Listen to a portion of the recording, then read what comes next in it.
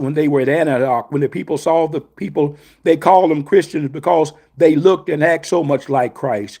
That's what we should see today when we see one another. We should see people who exemplify the things that Christ stood for, who walking and talking and acting like Jesus.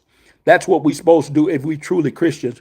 People should see us walking even as he walked, talking as even as he talked, bearing our cross, lifting each other's burdens, bearing one another's burden. That's what we're supposed to do if we're truly Christians today. And now to the 8th verse.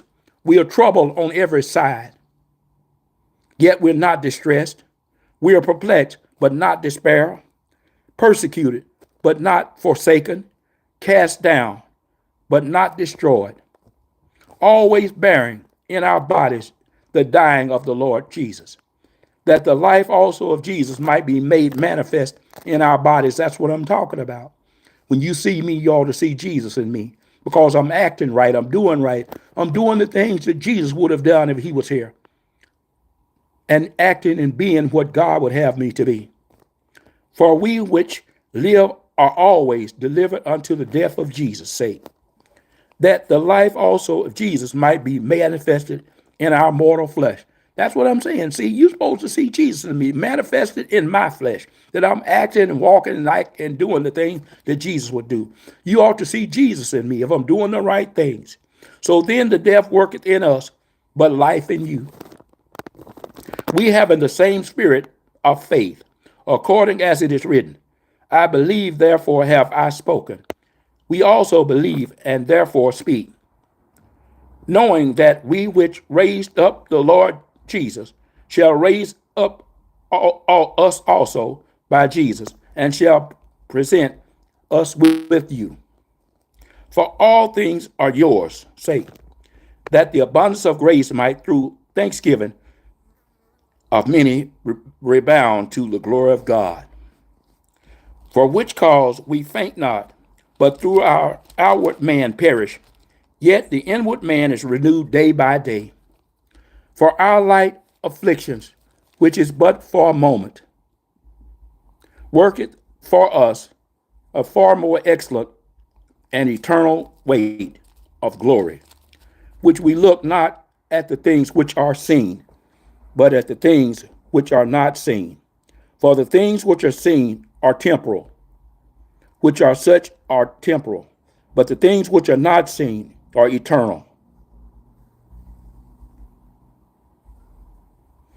And the 5th chapter says, for we know that if our earthly house of this tabernacle were dissolved, we have a building of God, a house not made with hands, eternal in the heavens.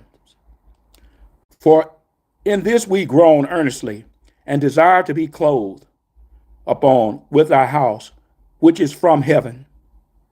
If so be that being clothed, we shall not be found naked.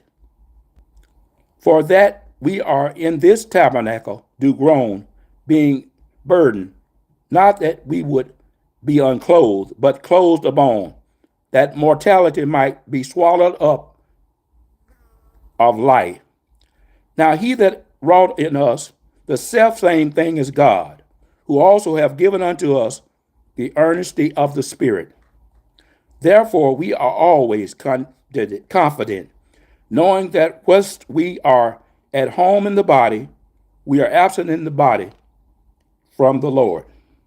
For we walk by faith and not by sight. Let me say that again. We walk by faith and not by sight. Let me say it again. We walk by faith and not by sight. Until you hear me.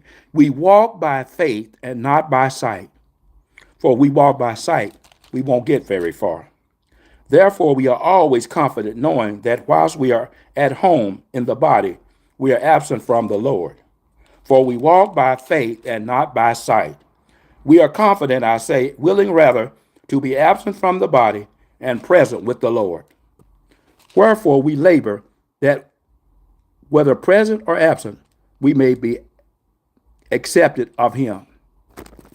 We thank God for being here with you this evening. I'm going to go out and start singing a song now. He's so good. He's so good. He's so good. So very good. He's so good. He's so